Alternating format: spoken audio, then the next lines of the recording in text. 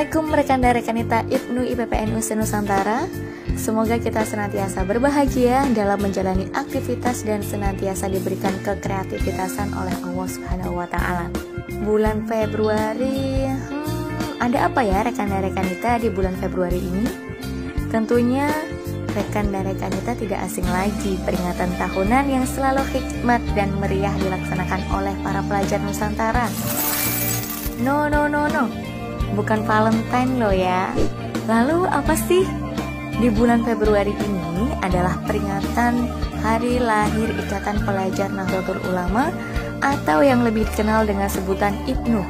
Tepatnya pada tanggal 24 Februari 1954 atau 20 Jumadil Akhir 1373 Hijriah di Semarang, Jawa Tengah. Apa sih itu IPNU? IPNU adalah organisasi yang mewadahi para pelajar, santri, atau mahasiswa untuk meningkatkan kualitas dirinya dalam keilmuan, religi, dan sosial kemasyarakatan.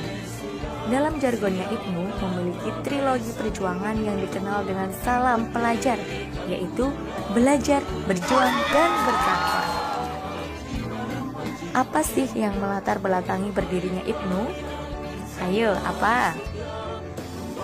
Oke. Di awal kemerdekaan Indonesia, banyak kemudian muncul organisasi masyarakat, mulai dari perhimpunan buruh, pemuda, dan tidak ketinggalan lagi para pelajar. Dirasa perhimpunan kaum intelektual santri atau pelajar di kalangan Nahdlatul Ulama sangat dibutuhkan, maka di beberapa daerah mendirikan organisasi seperti Samratul Mustafidin Surabaya pada 11 Oktober 1936, Persano, Persatuan Santri Nahdlatul Ulama Surabaya tahun 1939, IPENO, Persatuan Pelajar Nahdlatul Ulama Medan tahun 1945, dan lain-lain yang masih bersifat lokal atau regional. Pola konsolidasinya belum bisa terkoordinir secara nasional. Oleh sebab itu, kemudian muncul gagasan dari kaum intelektual muda seperti Muhammad Sofyan Khalil, mahasiswa UGM, Haji Mustafa dari Solo, Abdul Ghani dan Farida Ahmad dari Semarang, Maskup, dan Kiai Haji Tolhah Mansur yang kemudian disampaikan dalam Konbes PB Ma'arif pada Februari 1954 di Semarang.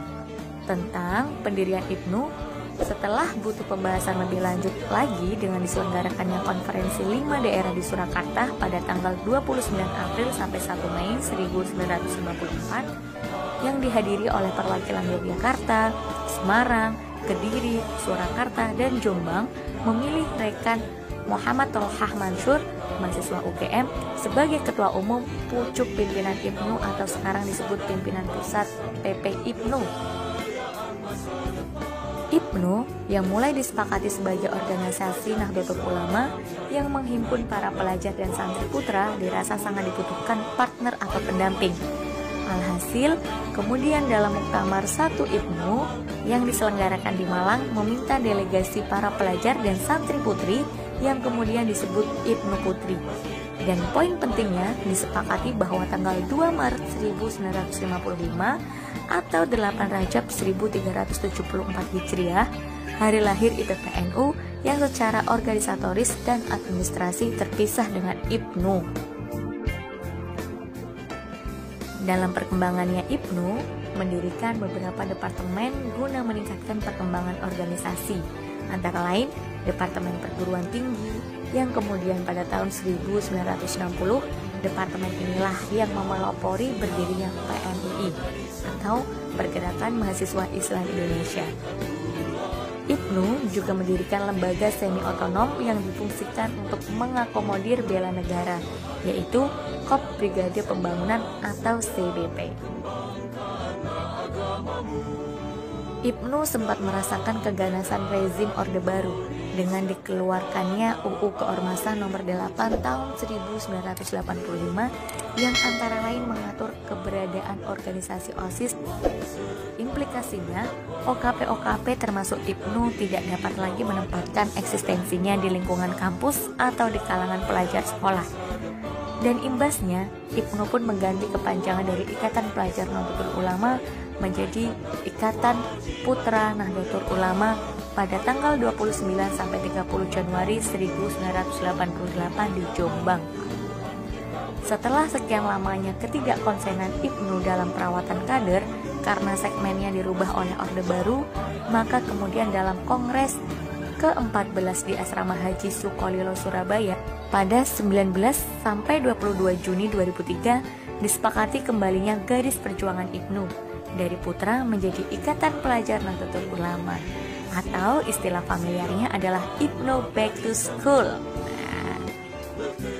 Enough rekan dan rekanita, inilah sedikit ulasan sejarah tentang Ibnu. Lalu bagaimana sekarang kondisi dan perkembangan Ibnu? Tinggal berada di pundak-pundak para generasi penerus. Sejarah bukan hanya sebagai catatan masa lalu, melainkan sejarah adalah sebagai motivasi saat ini untuk kemudian mencatatkan sejarah-sejarah lain yang akan datang. Selalu semangat para pelajar Nusantara. Jangan lupa dukung channel ini agar kami lebih kreatif lagi dalam membuat konten. Jangan lupa klik subscribe dan jangan lupa bantu like, share ke kader-kader yang lain. Salam pelajar, belajar berjuang bertakwa. Dah.